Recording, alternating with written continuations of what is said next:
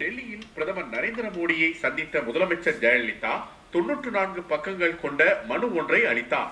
29 அம்சங்களை கொண்ட அந்த மனுவில் காவிரி மேலாண்மை வாரியம் மற்றும் நீர் ஒழுங்காற்று குழுவை அமைக்க வேண்டும், காவிரியின் குறுக்கே மேகதாதுவில் கர்நாடகம் அணை கட்டுவதை தடுக்க வேண்டும், தமிழை ஆட்சி மொழியாக்க நடவடிக்கை எடுக்க வேண்டும், சென்னை உயர்நீதிமன்றத்தில் தமிழை வழக்காடு மொழியாக்க நடவடிக்கை எடுக்க வேண்டும், இலங்கை சிறையில் உள்ள தமிழக மீனவர்கள் 21 பேரையும் அவர்களின் படகுகளையும் மீட்க நடவடிக்கை எடுக்க வேண்டும், தமிழக மீனவர்கள் பாதுகாப்புடன் மீன்பிடிப்பதை உறுதி செய்ய வேண்டும், கச்சத்தீவில் உள்ள அந்தோனியார் கோவிலை தமிழக மீனவர்களின் உதவியுடன் புதுப்பிக்க இலங்கையை வலியுறுத்த வேண்டும், தமிழக மீனவர்களின் நலன் காக்க கச்சத்தீவை இலங்கை அரசிடம் இருந்து மீட்க வேண்டும்,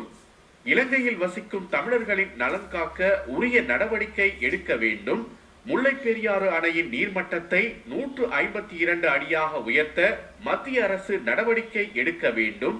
ஜல்லிக்கட்டு மீதான தடையை நீக்க வேண்டும், ராஜீவ்காந்தி கொலை வழக்கில் சிறையில் உள்ள முருகன், பேரறிவாளன், சாந்தன், நளினி, ராபர்ட் ஃபயஸ் உள்ளிட்ட 7 பேரையும் விடுதலை செய்ய வேண்டும், தமிழகத்திற்கு போதிய நிதி உதவி அளிக்க வேண்டும், தமிழகத்தில் உள்கட்டமைப்பு வசதிகளை மேம்படுத்த கூடுதல் நிதி ஒதுக்க வேண்டும்,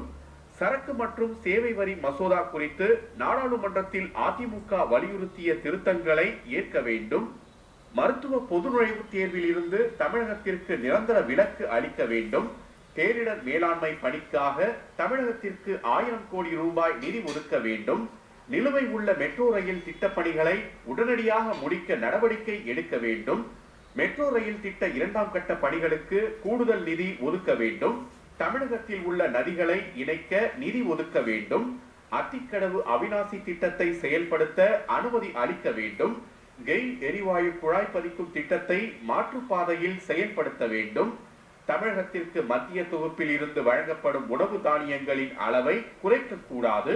தமிழக கேபிள் டிவி நிறுவனத்திற்கு டிஜிட்டல் உரிமம் உடனடியாக வழங்க வேண்டும், தமிழகத்தில் வெள்ளத்தால் ஏற்பட்ட சேதங்களை சீரமைக்க கூடுதல் நிதியை ஒதுக்க வேண்டும், நகர்ப்புறங்களில் ஆற்றங்கரைகளில் வசிப்போருக்கு மாற்று குடியிருப்புகளை உருவாக்க கூடுதல் நிதி உதவி வழங்க வேண்டும், தமிழகத்திற்கான மண்ணெண்ணெய் ஒதுக்கீட்டை அதிகரிக்க வேண்டும், தமிழகத்தில் எய்ம்ஸ் மருத்துவமனை அமைக்க நடவடிக்கை எடுக்க வேண்டும் என்பது உள்ளிட்ட 29 அம்சங்கள் அந்த மனுவில் இடம்பெற்றிருந்தன.